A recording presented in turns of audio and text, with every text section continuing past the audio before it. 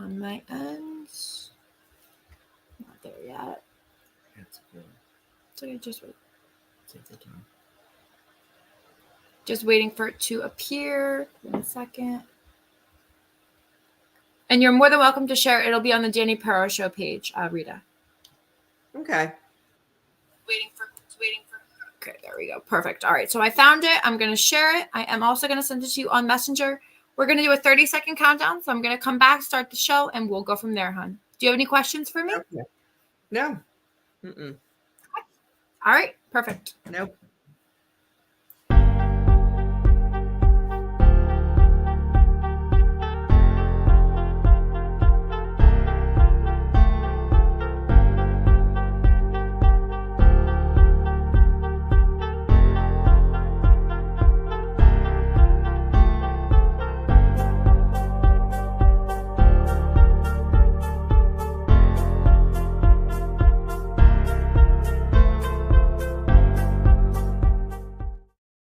Good evening, everyone. Today is Tuesday, January 30th, 2024. Welcome to the Dani Perro Show here tonight. We are so excited to welcome one of our guests today. We have Miss Rita Pamplin. Now, we know you as well for being an author and also being a survivor of bladder cancer. So congratulations. That's amazing on your part. We're so excited to continue and listen to your journey as well during the show. So thank you for being here.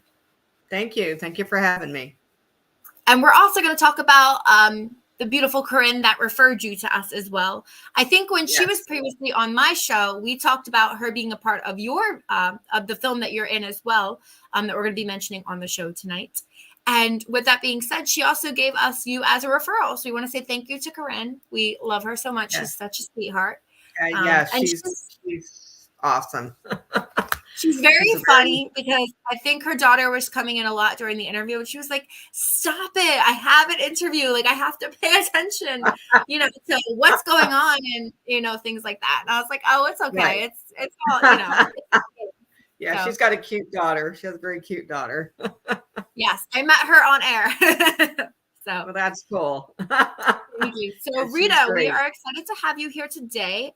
This is all about you. This is your time to shine. Okay. So this is where you're going to give us the opportunity to kind of get to know who you are, even before you were diagnosed, and how you feel like you overcame it before we get to more about your book and everything.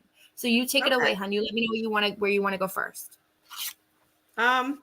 Well, I just want to introduce myself. And so I am a bladder cancer survivor.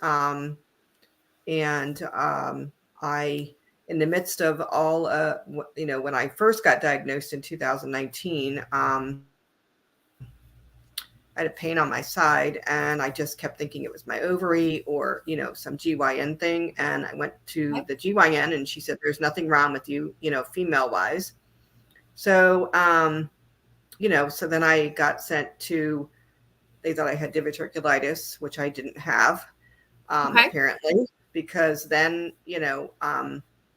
after they checked me for diverticulitis and she said, well, you don't have that, but you have a tumor in your bladder. And I was like, what? Because I went for x-rays and stuff. So so everything was taken care of beforehand. Yes. It was very shocking to hear that. Because I was only 52 at the time, and my dad was diagnosed with bladder cancer, but he was in his 80s and he had been a truck driver and a heavy smoker and all of that stuff. And so it didn't really correlate. It wasn't like it was hereditary. Okay. It wasn't hereditary. But one interesting fact that I kind of learned along the way of this journey, I was also born with spina bifida, which is where, there's like, they have to close a hole in your back. And some people, are worse than others. I was very lucky to be able to not be in a wheelchair, not have a shot in my head, all of those things that the spina bifida people go through. And I decided, like, in the midst of all this journey, and this is just recently that I decided to delve into that part, that because spina bifida has a lot to do with the bladder, because it controls your, like your brain and your bladder and all of those things. And there's a high probability that the reason why I got the cancer was because of the spina bifida, because apparently a lot of spina bifida people get bladder cancer. And I just recently kind of delved into that just to figure it out. They didn't know like if it was genetic for me or it was environmental. But I truly believe, because my bladder has always been an issue and a problem, and I've had many, many surgeries on my spine, my bladder, a lot going on. And I truly believe that that's where that all stemmed from. And, you know, and they said that I kind of had it for a while, but I didn't really know. But I didn't know, you know, because I guess it starts out small and you don't really know until you get pain. And then you're like, tumors oh, wait a minute, why do I keep having this pain? Yes. Yes. So apparently he said that my urologist, because he's the one that treated me first before, you know, he said that I probably had it for a long time and just didn't know, you know, until it got to that point where you had pain and you were like, uh-oh, you know, and stuff. Yes. Yeah. So then having spina bifida, I just wanted to make sure. So you were born with it? Yes. You were born with spina bifida. It is something that it's just that the spine doesn't fuse, and it's sort of open, and there's like a sac, and you know, it's like very and it just depends on where it is on the spine that affects the person, you know. And mine was on the lower end. The higher you go up, the more you have to have the shunt and the wheelchair and all that stuff. So, you know, I feel like that God, you know, kind of saved me even when I was born, you know, and he already knew from all of those. He already knew my purpose. And, you know, I didn't know. I was a child being sick all the time, you know, but yes. Yes. Okay. So then going back from that to kind of where you were starting to be diagnosed at your doctor's office, when you got the news, kind of let me take you a little bit back in the doctor's office. What was going through your head? Like, were you nervous? Were you thinking, okay, this is something I can beat? Was this something that you were scared to tell your family? Like, what kind of were you trying to just your mind to relax? So the day that, you know, they told me that, you know, they definitely thought it was, you know, they saw a tumor in the bladder, and they sent me to, and I remember that day so well. And that was my regular doctor's office. I remember going in my car, crying hysterically because I said to, because my daughter was graduating. This all happened in like the end of March, beginning of April. So it was April. Okay. My daughter was graduating in June, and I thought, but I can't die. I have to see her graduate. Like I have to see her graduate. And I think but I was hysterical in the car. I couldn't drive. I'm talking to my friend, you know, and anyone who is diagnosed with cancer, you know, goes through a lot of like trauma emotionally and physically and spiritually and everything. And I remember, so I was hysterical, and I thought, how do I tell my children? How do I tell my children? So I got enough, you know, put myself together, and it was like, you know, I have to go home. I have to drive home. But on the drive home, you know, because you kind of go into a mental space, you know, and I was driving down the road, and I said to myself, if I just slam into that pole over there, then no one has to know anything, and it's all over. No one has to go through it all. Yeah. No, I got you listening. Yeah. Yeah. And I literally contemplated suicide. And then I was like, and something like just struck me, and I guess it was God, and said, no. You got to see your daughter graduate. You got to go fight, you know. And I think at that moment was the beginning of me fighting for, you know, my life, pretty much. So, you know, and I you know, and I hate to talk about like that part of it that I contemplated like suicide, but it's a part of cancer. A lot of people don't want people to know. It's just a lot, and but I have to express that because it is a part of the journey.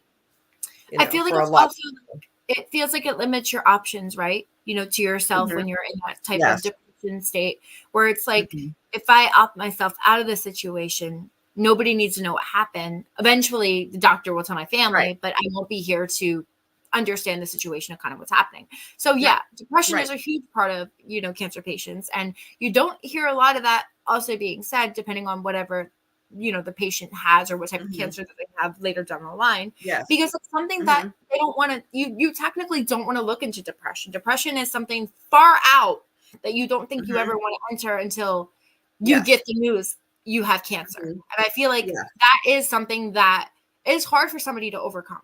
You know what I mean? Yes. It's something where you're like, oh my God, crying to yourself doesn't feel like it can do that much, right? No. Like you're just crying. No. So it's it's out there no matter what, nothing's going to change. Right. Right. So you have to try to take the next step. So as God turned you around and pointed to you that you need to be here for your daughter's graduation, there's a way you can beat it. There's something you can do. Right. Shortly after that moment, you probably looked into some different things. I mean, you tell me exactly, what did you look to? How did you get your chance? Like, how did you beat it? I'm sure it took a long time. Yes. Well, I got sent to a doctor's, a urologist who, went in there and looked and said, well, I don't really know, oh, it looks weird, but, and it looked, and honestly to me, and I will tell you this, it looked like an alien baby. This huge tumor looked like an alien baby. And that's what I said to him. It looks like an alien baby. Like, it just looks so disgusting and gross. And I was like really not wanting to watch it, but then I wanted to watch it at the same time. So, yeah. So, at that point, he said, okay, well, we have to do surgery. 2 weeks after, a week later, I was in surgery having the tumor, sort of cut out, and they, sent it to a lab. And that was a whole debacle because they kept saying, we don't know if it's cancer. We don't know if it's infection. We don't know if it's this. It took weeks. I mean, probably a month and a half before we literally, the doctor and I were like so frustrated that I said to him, you have to get it sent somewhere here in Maryland because we have really good doctors in Maryland. A lot of good hospitals in Maryland, guys. So because they couldn't figure it out. And here I am, probably with this other, and I did have 2 more tumors growing again in my bladder that, we hadn't found yet, but they were growing.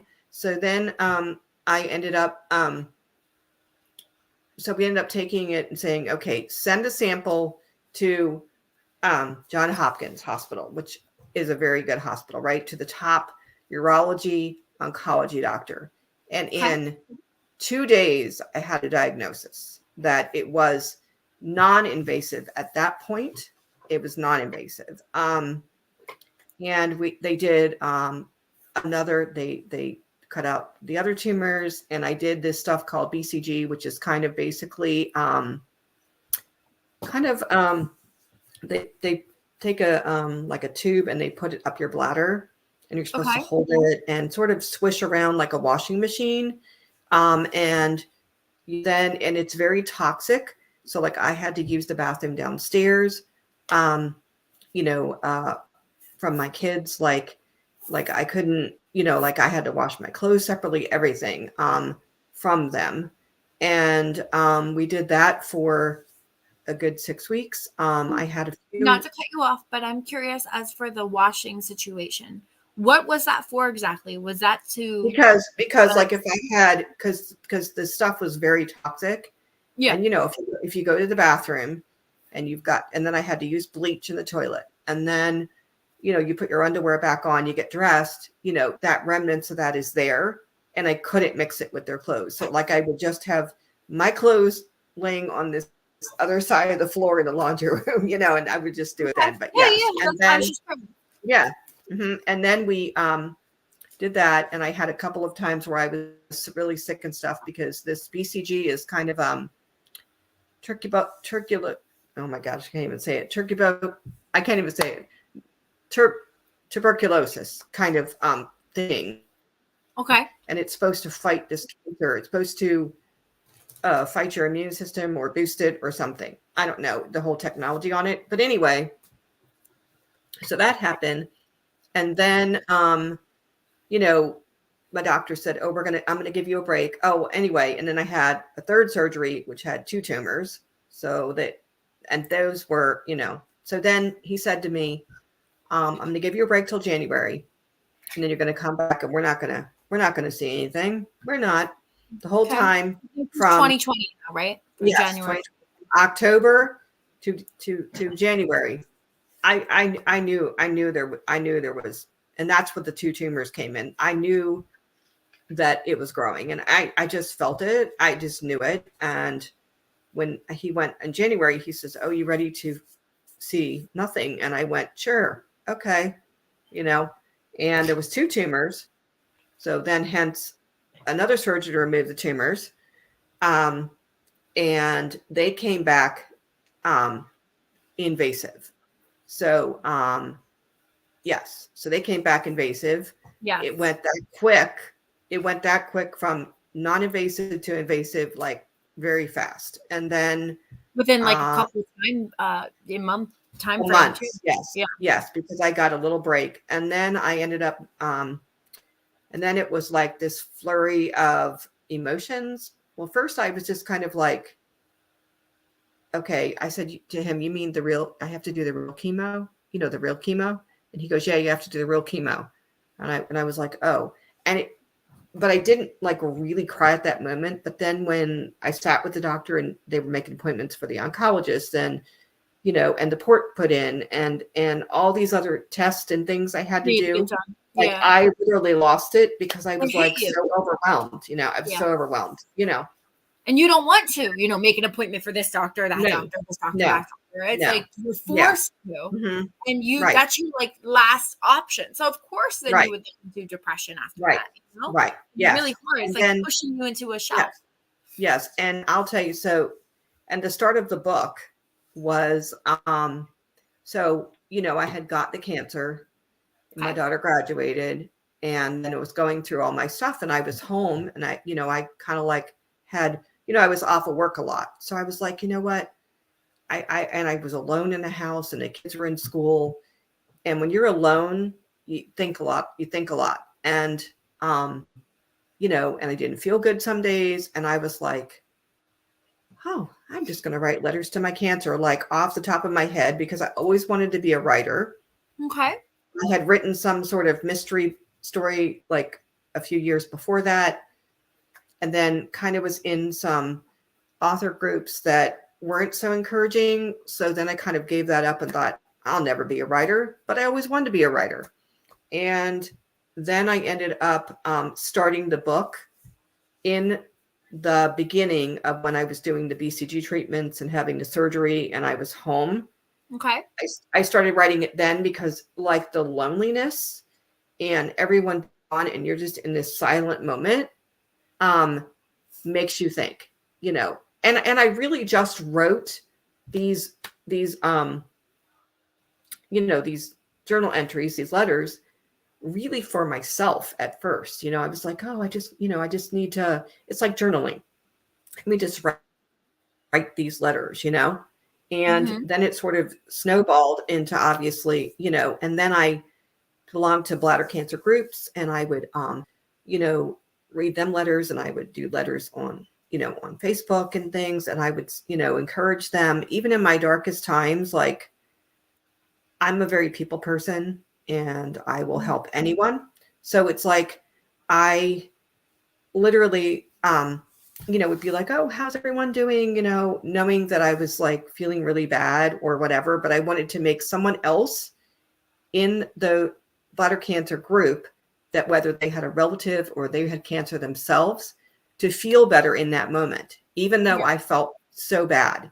But it was like, and I feel like that has always been what I was supposed to do. I was supposed to, and I have said, before that, you know, you know, that I like, you would think that someone would never say this, but I was like, that I always said, thank you, cancer. Thank you, cancer, because it came into my time in my life when I kind of needed it. I mean, I guess I needed to rediscover who I was.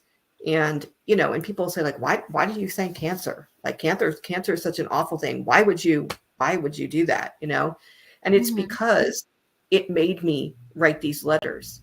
It made me change as a person. It made me say, see life differently. And it really changed me. And then I, was writing these letters. And I had a friend, still, we're still talk today. And she said to me, you really ought to make that a book. And I was like, are you sure? Who's going to want to read letters, from someone with cancer? Who's going to want to read that? That's just so sad, No, because but it's so encouraging, right? It's super it is. encouraging Yes. to a lot of people that had Yes. no idea that they could overcome so much, or they got further than the other person, Yes. Yes. So originally I was like, oh, I'm going to, have other people write their letters in it. Yeah. But then I had contacted someone and they said it's kind of a lot of legalities with that, because like if you're selling the book and their stories are in it, then they're going to want money, and it's this whole thing. So I kind of just gave up on that idea, and I said, you know what? And I had people send me letters and send me messages and everything, and showing me and telling me, like how strong you are, that like, like you're encouraging us to write about our cancer, but you have cancer at the same point, And so then I ended up, so then I just, so then I thought to myself, okay, I'm just going to write this book. Because originally, it was just my story, and then I wanted to include people. And then I was like, okay, so I'm going to write this story, but I always proclaimed that the letters that I wrote were not just for me. They were for anybody who needed it, anybody who, anybody who wanted to read it, anybody that it could help. It was for them. I wrote it, and yes, it's my words, it's my, my journey, but it's for everyone, and it's not just for women, it's for men, children, the elderly. It's for anyone that's fighting any kind of cancer, not specifically just my cancer, So that's kind of where, I started writing the book like so early on. And then, and then came, I had chemo for a good, like off and on 3 months, because they have you do it and then they take you off of it and have you do it and all this stuff. So it was like 3 months. And then, they had told me kind of pretty much out the gate that, I would have to lose my bladder. Like there was really no options for me, because bladder cancer is very extremely aggressive, and my bladder cancer kept coming back and back and back. And if you let it go and you say, like, I'm just going to keep my bladder, you would die, because it will go, in your bladder, and then it will go out to like your stomach and your liver and all over the place. And yes, it's very fast. I mean, my tumors grow back like speed lightning. And, and I knew early on that was an option. And because of all my other medical conditions, there are several different ways you can kind of lose bladder and still be able to go to the bathroom and stuff, but I had to have a bag. There was no option for me. There was no option. Yes. And I was so like, and the doctor was like, but you're so young, and you're so pretty, and you're, I just feel so bad for you. And I said, you know what, as long as I'm living, don't feel bad for me, because, I'm living. And then I went through my major surgery in, the end of June, July of 2020 still. And When you say major, is this another but tumor that had this come was up? this was the bladder removal. Okay. And yes, so I so I lost my bladder, part of my intestine, and I lost all of my female parts, 15 lymph nodes and everything. Was told I was healthy. I wouldn't have any complications. I had every complication known to man. Literally almost died 3 times after the surgery. Oh my God. So yes, Like, yes. wait, what do you Yes. mean exactly? Because you didn't have the body parts? Like something was like No. My blood pressure kept crashing. My heart was all erratic. I was anemic. I had sepsis right out of surgery. I was septic right out of surgery. So all those factors, like can kill you. But I was so close, like so many, like 3, like between the like septic. God kept testing you to be like, right. Like, yeah, I'm going to make your blood pressure, or I'm going to have you have sepsis over here, or you're really anemic and we might have to give you a blood transfusion, or and I was very delusional after the surgery, because like the septic was just making me, it was, because that's a blood infection and it can kill you. So there was such close calls. But you know what? God just got me through it and was like, no. And I thought to myself, just like I told like my doctors, when we were fighting for my surgery and it was COVID time and that took a while, and I advocated for myself, and everyone should advocate for themselves in whatever situation you're in. Always advocate for yourself. Don't back down. And they say, well, my hands are tied. It's COVID. No. Don't ever do that. And I advocated for a 4th chemo. That was really hard on me. But I said to the doctor, all this I've been through, all these surgeries, all these procedures, and here we are going to have surgery soon. I'm not dying. So you need to give me this 4th chemo, whether it kills me or not. I have to have this 4th chemo, because I am not having these tumors grow back, and I am not dying. You understand? Well, the other thing I would say too, Rita, not to cut you off, but like when you're going through all of this, right? Wouldn't you want to say to yourself, when does it stop? Enough is enough. Yes. Like, yes. I mean, is there like a finish line where it was like like you're. It was very exhausting. I will tell you, very mentally, spiritually, emotionally draining, like so exhausting. Like it was just like, can we please? I kept begging, like, can we just have this surgery? I just want it done. I just want it over. Want it over, And I advocated for myself. I got the 4th chemo, and then in the end of June, beginning of July, they did the whole big surgery at the hospital. I was supposed to be in there for 5 days, was in there for 10 because of all the complications I had, but I told the doctor, and I told my urologist and my oncologist and the doctor who was doing the surgery, I said, I will not die. I am not dying. I've gone too far.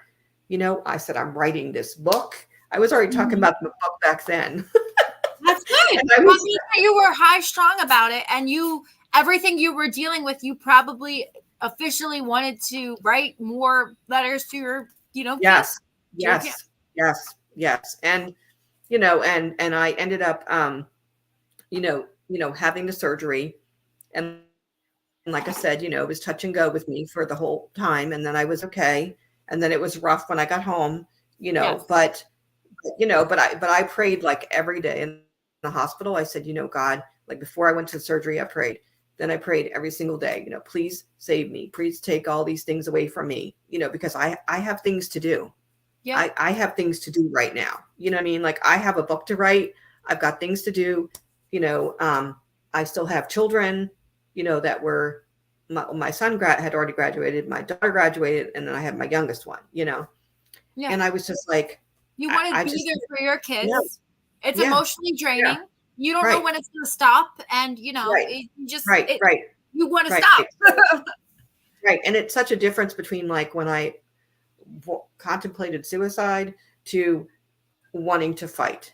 and, and I knew I had to fight, and I knew it was a purpose. And, I just knew that there was no giving up for me. I wasn't going to throw the towel in and say, okay, you've won, and a lot of the letters in my book have a lot of metaphors to a lot of things, which is really cool, which is, because I'm very like metaphoric, and I just wanted to kind of, have things related to what I'm talking about, but in a form that someone could understand, and stuff. Yeah.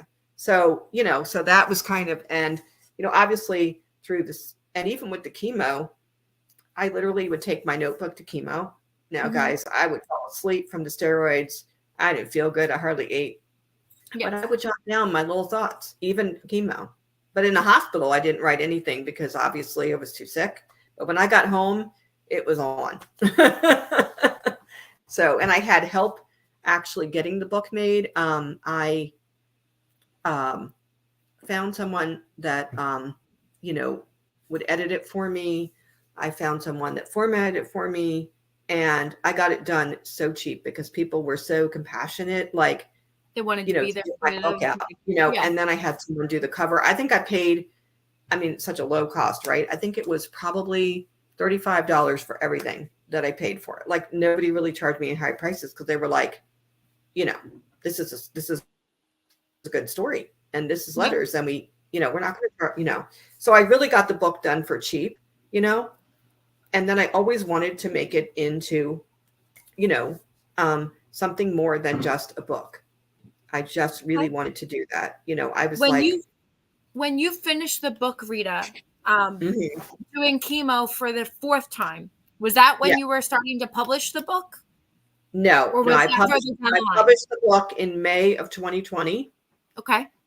Which was before I even went for my major surgery. Why I wanted to do that? Because I thought, if anything happens in that surgery, my kids have a legacy. And that was my thing. I have to get it out by May. I was like adamant. You guys have to help me. I got to get it out by May, because I'm going for this surgery, hopefully in June. And then it was like the end of June, July. But I need to leave that for them.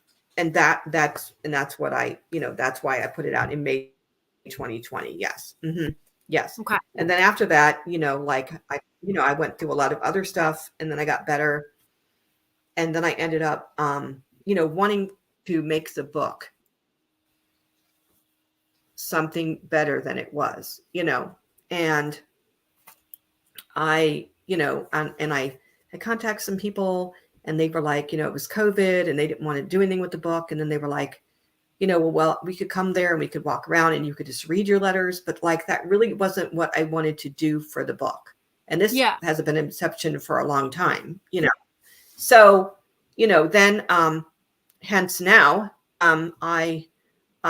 so I kind of just, I sold, a decent amount of the books in the beginning, did some book signings, things like that. And then I ended up, so then I ended up, and then I thought, well, what do I do with the book now? And then, I just kind of let it go. I thought, it's not going to sell any more books. Nobody wants to hear about that, nobody. Right. So hence 2023, Jackie and Johnny Havorka, started a publishing company, and I kept looking at the page and looking at the page and looking at the page. And I'm going, oh, should I not? Should I not? Like I was so like, would they want to do it? Would they not want to do it? You know what I'm saying? So then, I texted, Jackie, and I had said, hey, do you all do books that are already published? And they were like, sure. What's it about? And I told her, and then I sent it to her, and then everyone on their board loved it. And, I thought about what you were doing, about how the book's being published. Yes. Right. And then I thought to myself, like, well, what are they going to do with the book? It's just letters to my cancer. Like, what are they really going to do? Like, how can they really make a movie out of that? Like, I was so like, because I don't know anything about this knowledge, right? Of course. No. So I ended up submitting it. you know, and then not too shortly later, they said they definitely wanted to do it. Which I was like, wow, okay, my dream's actually coming true, So, we were all talking and stuff, and then Jackie had, kind of like ideas about the screenplay and different things and stuff. And what she had in mind, I absolutely loved it. Absolutely loved it. And I was like, oh, that's perfect. That's great. All this stuff. So she wrote the screenplay. Okay. Amazing woman, with amazing talent. She wrote the screenplay, and so the screenplay is basically about your book, Letters to Cancer. Now, is it like? Well, it's got a whole. It's kind of got a Steel Magnolias feel, if you get what I'm saying. It's got, my letters are weaved into the screenplay, the story, Yes. in such a beautiful way. It's like the movie's about like faith, family, connections, secrets. It's got like the whole gambit of things in it. It is Christian based, because in my book there was a few little, cuss words, because hey, you were going through a lot. I'm sure. I know. You shouldn't get penalized for that. I know. But to make it like, so that we could make it a wider, range for people to want to give me awards and do the movie or whatever, we did take them out, or, kind of rearrange them, which is fine, because I wanted it to be Christian, because I will tell you honestly, like, before my cancer and everything else happened, I really wasn't, let's say, I really wasn't religious or spiritual, because I just wasn't. I had just lost that, because I had lost my parents, and, they both died, and I was in a lot of depression and a lot of stuff. And that kind of kicked me back into being very spiritual and stuff. Okay. So having it being Christian based, is what it was supposed to be. It was supposed to be Christian based. And, and I, and so, so she wrote the screenplay, and it's beautiful and it's awesome. And Corinne with her voice. Oh my God. Yes. With her voice. And who is there actors and stuff that are part of the show, and who is it still in the works? Does anyone have the roles yet? Who plays you? Well, there's a lady named Ginger who plays me. And we, so anyway, so yes, so I am the extra, so I can't even talk today.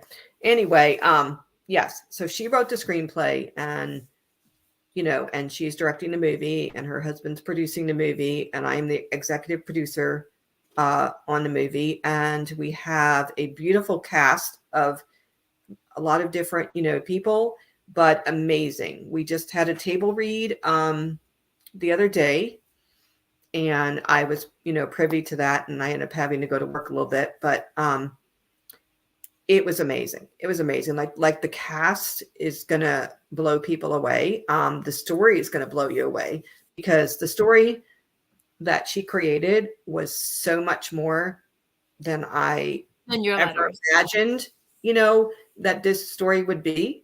And it's amazing. And, the short film is obviously a short film, so it doesn't have all my letters in it, because obviously it's a short film, but it has some letters in it. And when I heard the one lady named Ginger that is singing, that speaking it, right? Yeah. Oh my gosh. I had to tear up, because I was like, wow, someone is reading my letters in a movie. You know what I'm saying? That's so, like, I can't explain it. It's just like I had chills, and then the song that Corinne, your wonderful friend, did for me. I mean, because again, Jackie wrote the lyrics, and Corinne is singing the song. Beautiful, beautiful voice that woman has. And I cried listening to that song, you know, and it's just beautiful, you know, and I can't wait for like the world to really see this movie and see, you know, the hard work that everyone has put into it. You know, and the cast is just amazing. And I've like friend requested everyone in the cast because I am a talker, as you can see, and I am very friendly, and I love to talk to people. So I'm like, oh, let me friend request this person because they're now on my, you know, the cast and everything. Amazing. I mean, it's going to be such an amazing, moving, inspirational movie. It's just going to be like so awesome, you know. So, you know, so I have to say that, you know, I thank cancer because here I am today. I'm a survivor, helping people, you know, and fulfilling this dream that I had forever that I thought was lost, you know, because you feel like, you know, when your book sells and then your book doesn't sell, and then you think, oh, but no one wants to really read that. And I did some book signings and I would sell like a couple of books here and there. Yeah. And I just kind of like, just, you know, it was, and then, you know, and then when, and I, you know, hadn't read it in a long time. And then when all of this was happening, you know, I reread my letters and I thought, wow, girl, wow, you were really something back then, you know, that, you know, cause like it was so long ago, but I thought, wow. Because it's what you were going through.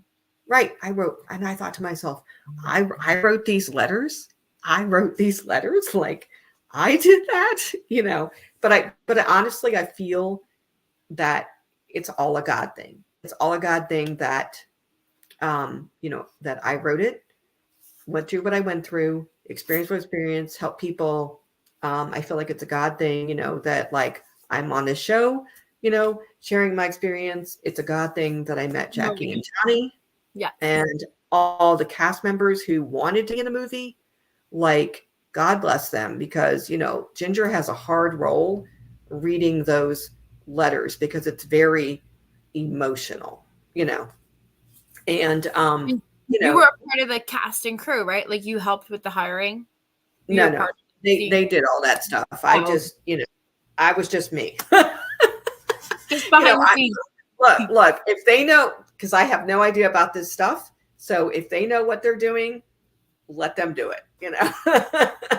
But I mean, the cast is amazing. Like, and it's a mix of so many different people, you know, people from the South, people from Ohio, you know, and I'm not sure where else, but anyway, yes. Oh, and then Jasper, Texas, because that's where the movie's going to be. That's where the movie's being filmed, is Jasper, Texas. Okay. Why Jasper? It's just a place they found. There's a lake, and it's just a really beautiful scenery. Perfectly for the movie. Yes. Because it has a lot to do with a lot of mysteries, and I'm going to leave that for everyone's, you know, like, ooh, well, what is that about? You're not going to know now. But there's a lot of mysteries. Yeah, cliffhanger. There's a lot of mysteries in the waters on the lake. That's all I'm going to say. You're writing another story as we speak, Rita? No, but I am going to do, and so my other little projects that I want to do, because, you know, like now I've got this like spark to do other stuff. I want to gather women together and probably include men, because, you know, cancer is cancer. So I don't really want to exclude men. Correct. And I want to do like a documentary of fate, like called Faces of Cancer, and have people like talk about their story in like a documentary. So that's another filming project that I'd like to do, because I really have gotten, that's very deep. Because the weird thing is that I've gotten bitten by the film bug. Okay. That bit me already. So I want that. Like you're just starting to see different things come and go, where you're like, I want to do that, and then I need to do that, but of course I have to do that, you know, like, right. Yes. It's coming in the picture for you. So I want to do that. I would like to do, you know, definitely public speaking on things, and you should look into doing motivational too, about your, you know, what you've been going through and how people can overcome it too. Yeah. And then a lot of the and the screenplay and everything has won awards already, which is amazing.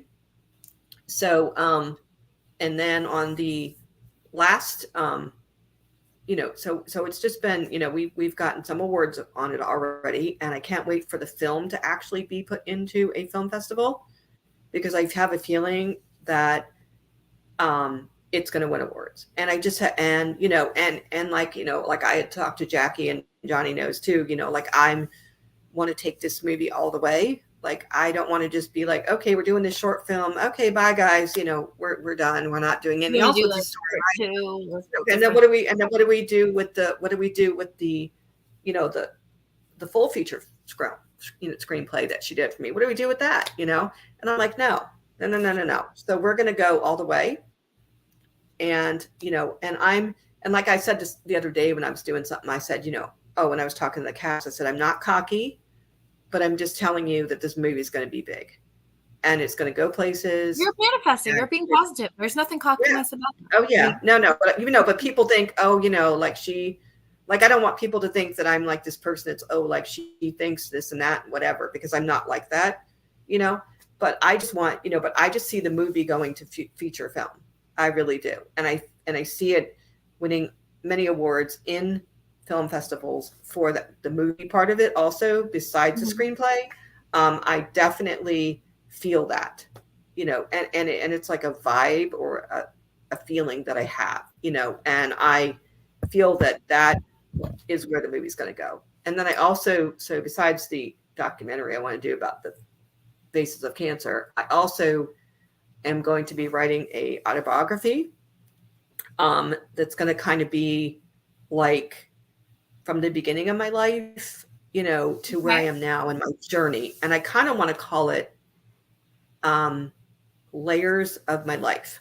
That's kind of what I want to call it. Because you're coming up with everything left and right. Yeah.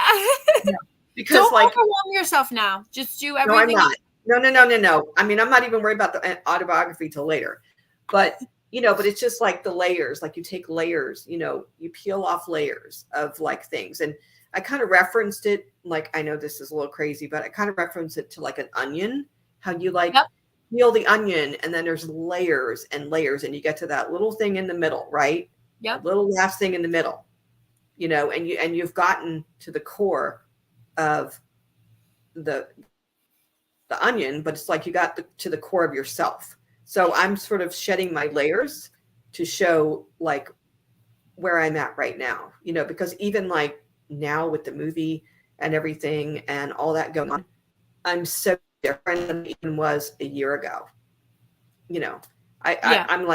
I'm still my goofy, silly, helpful self and all that stuff, because I like to cry. I'm a very much crier and I like to laugh and everything too. But I feel like it's made me like know that you can do this and you can do other things. You don't have to just stop at this short film, because we know we're going to take it to the big film. We know we're going to get awards. We know all this stuff's going to happen. We know this, and your life is going to change, and it's going to be so different than what you're in right now. Like, I feel like it's just going to be like this shift, and I feel like I'm going to meet. Like, I met you all. You guys got me on the show. Like, when people are listening to you and listening to me talk, and I feel like it's just going to go whirlwind. It can go further than that. Yes. Right. And I feel like I'm going to meet people that maybe I never thought I would meet, or, or just, I feel like my life is going to go in a whole nother direction. Like, so that's, but that's good for, I want more growth. I want to be able to do more things, and I have more confidence even now than I did a year ago. Like, I was very confident, like possibly a year ago, but now I'm like, oh no, it's on and we're not stopping. Extremely confident. And Jackie and Johnny know that, because I always tell them all the time, we're going all the way with this. We're going all the way. And I told the cast the other day, I said, well, y'all better buckle up and get on the ride, because we're going all the way, So, say, Rita, just so you know, and everybody that's tuning in as well, but so you know this for sure, God does not give awful things to people that that cannot handle it. God gives Yes. things to people that can handle it. And you, Rita, Yes. have proven and shown to the world that you are an incredibly strong woman that can handle anything that life throws at you, even when you least expect it. Yes.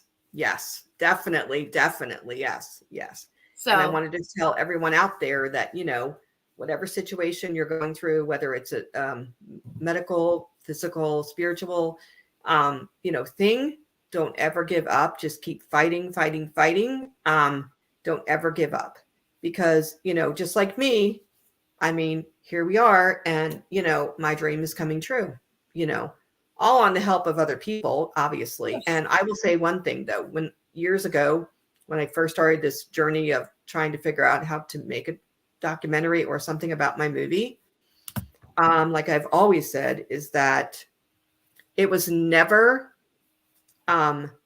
those people, and that time was not the time.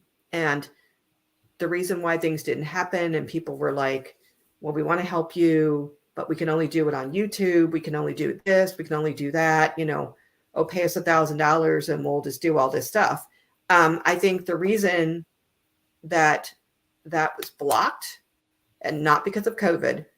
Yes, Jackie, very true, hun. Oh God, is that she just put a note up there. Anyway, you're good. I got you. That's your comments.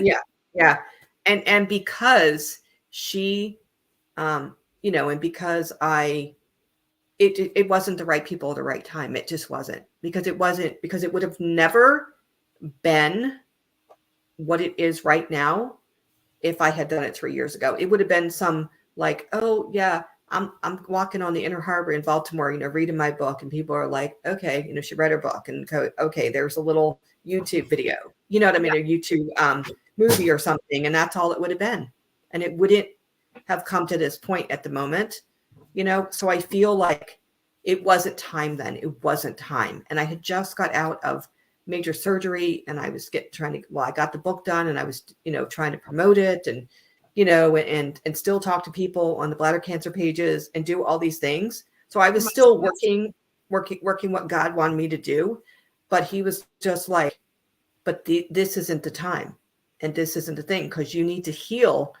from this major, major surgery that you just had. You need to take time for yourself to heal, and I was out of work for like 9 months. I mean, I had coverage, but then it starts to go down, and then barely get any money. But I literally was like, I was just like, then I realized now that I'm with the right people, the right time, the right cast. Like I'm like, it's all the right time, and it was supposed to be now. And I even had a friend of mine tell me, like in 23, when all this started, and me and Jackie and Johnny communicated, and we were getting everything started, right? Oh, thank you guys. We're getting J&J Ranch Productions, not to cut you off, but Jackie, I think this might be Jackie as well. I'm not sure. Yeah. But Yeah. Jackie, we're getting everybody. Yeah. But anyway, yeah. So what happened is, and then I feel like, and my friend said to me, do you know that 2024 is going to be your year? And I went, and this was even before I met them, okay, and started this whole journey. And I went, what are you talking about? What are you talking about? 2024 is going to be my year. It's just another year. I'm just going to be a year older. It's not a big deal, right? But her prediction came true. And she said, and then when all this came out, and she's my really, really good best friend, and she lives in California. She's moving to Florida though. And she said to me, remember what I told you. Remember what I told you. And look at you now. So yeah. And anybody, and I want to tell anybody out there, anyone out there, like you're doing your show, right? You're doing what you want to do. Anybody out there that wants to do what they want to do, take that chance. Take that chance, if you want to write a book, if you want to be an actress, if you want to be a model, whatever you want to do, you want to go back to school, and you're like, 55 and you want to be a nurse. You know what I'm saying? Like, do whatever you want to do. Don't let anybody stop you. Don't let anybody tell you that you can't do it, because in my book, I did in the book, there's one little like line in the book where I wrote something about I can't, like the little train that says they can't, get up the hill and stuff. Yep. Yeah. So there's that in there where it says I can't, that no. So I'm the little train that could. So, but yes, but I just want to inspire everyone to please live your dream, because life is too short. You don't know what's going to happen tomorrow. Thank God I'm still here. And I, and have so much yeah, to explain and share and show with the world. Yeah. Yes. And, and I'm just telling you guys this story, you guys are going to love it. It's just going to be amazing. Obviously I'm not giving much away because, y'all got to see the movie, but all I'm going to say is bring tissues. Just bring lots of tissues. And Rita, is there a way that people can find your book, Dear Cancer? Is it like sold on Amazon? Is it like Yes. out as well? Where can people purchase it? Yes. My book is on Amazon.com. Just look up Dear Cancer, Rita Pamplin. Because I can't get to the link right now, whatever. But yes. And yes. And I also, and just on a side note, besides Dear Cancer, I did write 2 other books. I wrote a book called Mended Body, Broken Soul, which is not anything to do with the devil, people. Okay. It's not. The reason why, because people say, oh my God, is that? No, it has nothing to do with that. A broken soul being, no. That book was the second part of my journey where like it was from my major surgery beyond. That's my second book. And then I also wrote a book dedicated to my mama, who, always encouraged me to do everything. Anyway, and so it's called Flying Free, which when I was going through my cancer, I would see a cardinal out in, like out, I would see it. Right. And I was like, oh, and I would just see this cardinal, and it would always come, and it would always come. And I was like, hi, mommy, because when she died, when she was, she was Catholic, but she also believed in reincarnation, which was a little opposite of Catholic religion. But she said that she wanted to come back as a bird. She wanted to be a cardinal. And this cardinal would constantly come to the window, to the door, to the deck, whatever. So I talked to her, and I was like, you know what? I have to write a book dedicated to my mother. So in the book, it's kind of about like me letting her go. Okay. Even though like she carried me this whole journey with the cancer, because my whole life, every surgery, every doctor's appointment, everything I ever had wrong with me from spina bifida all the way up, she was there. She was there the entire time, always staying at the hospital with me. And, and I felt like I owed it to her. And then she was there for me with my cancer in a spiritual way, but she was there. And so then she was there, and I wrote, and I wrote to her, like about, like her, like letting her go, saying, Mama, you can go, Mama, because I'm okay now. And you need to go fly off and be the angel that you need to be and help other people, Beautiful.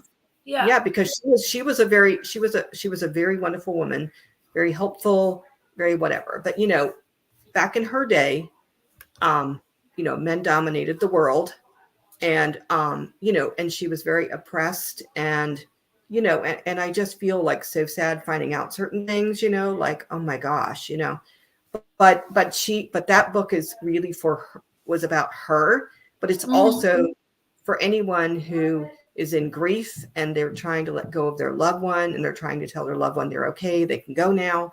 And also in Mended Body, Broken Soul, and in Dear and in Flying Free, I wrote poetry in those books. So there is poetry related to those specific topics and stuff. And I wrote letters to my mother in Flying Free also. So those are all on Amazon. And you can look up my author page on Amazon. It's author Rita Pamplin. I'm also on Facebook, Instagram, TikTok, and I do YouTube, but I only use YouTube too much. I'm also on Twitter, and Yeah, and I have my regular Facebook page. I have my author Facebook page, and then I have a sisterhood group that I started because I wanted to read it so much to okay. Anyway, Thank you, Jackie. Continue. It's all right. Continue. I didn't know what she was. I didn't know. She said Rita talks so much about you. Oh, Corinne. Okay, yes. Anyway, I don't know what's happening there. That, Rita, I'm trying to listen to you, and I'm trying to do 15 things. Yes. No, that's but okay. Anyway, yes. So so what were we talking about? I don't even know. I've got lost now. Your books, the rest of your books, all your social media, where people yes, can find yes, you. yes. So I am on Instagram, Twitter, TikTok.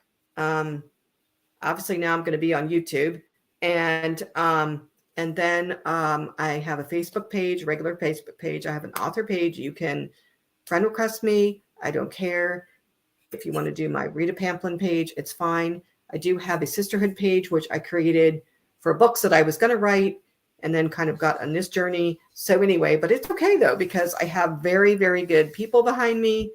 And, I'm just grateful that you wanted to interview me. And I hope that you learned a lot about me, about my journey. Yes, I did. Sisterhood Force, yes. Everything that you're doing is amazing.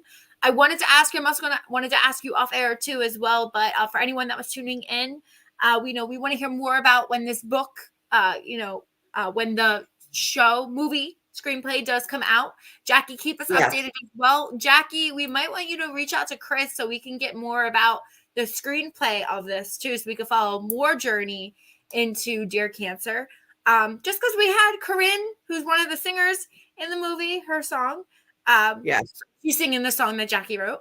And then, we had you, who's the executive producer.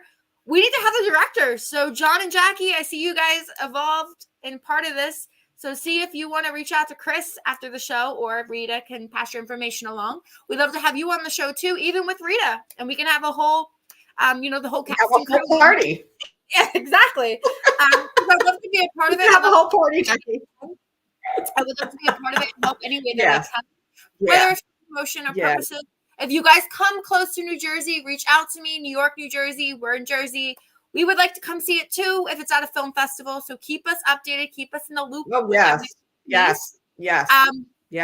We desperately would like to know more information about this. We'd love to be, we're all on the bottom of our seats, right? We're ready. We can't wait to see what's going to happen next. So we're excited. I'm excited, and I want to watch it so bad. And I also, Kelly Keller is singing in the movie too. Just by the way, okay. Well, I don't know who Kelly Keller is, but I'm sure she has a beautiful voice as well. She's wonderful. She's a very multi-talented girl, that's for sure. But yes, so I just want to thank you for having me on the show. It's been really fun, and thank you. Everyone loves Rita, but I literally can't wait to be sitting there, or even at a film festival, or we might, we were talking about doing like a premiere where you would go and you would see the movie first, and everything. I would love to go. Can you do Eastern Standard Time, please? Yes, because I'm in Maryland, so we're good. And I'm from New York anyway. We'll travel to Maryland if we have to. That's fine. I'm from New York, by the way. So okay, I'm in New Jersey. Yeah. We're in New Jersey. Yeah. I just wanted to make sure everybody looks at this comment here. But if anyone is interested also being on the Dani Perro Show, please message Christopher. His email is below. Make sure you always check out our show for amazing guests. We do have a great lineup coming up currently. Yes. We are booked as well up to April. So we're currently just getting mid-spring and summer involved. So please let us know if you'd like to join and be a part of it. We'd love to have you. Yeah, I definitely want to say, Rita, I appreciate you more than anything for being here, giving me your story, giving me your passion, and having me, a random stranger on a radio show, getting to know you. As you can tell, you're right? You told me everything about your life, So that's a hard thing to do, especially being a cancer survivor. So good job. You have great personality skills. Yeah, Jackie, and I'm telling you, Jackie and Johnny know me well. And they know that I talk a lot. I tell everything. It's all good. But